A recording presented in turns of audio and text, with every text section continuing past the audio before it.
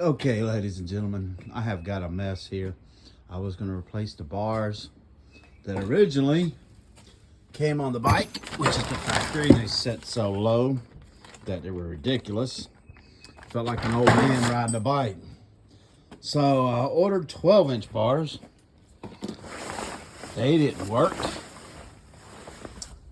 And I ordered another set of 12-inch bars. They fit the bike, but the problem is they came as 14s.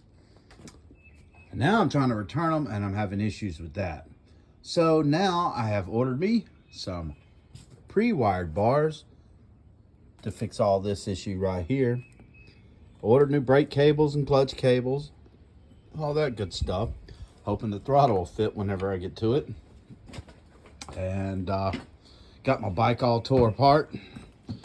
Very upset. It has been, it's been a pain, and just issues here and there and everywhere. As you can see, I messed up some cables trying to mount them outside the bars. That didn't work out so well. So now, like I said, order pre-wire bars. We'll go from there.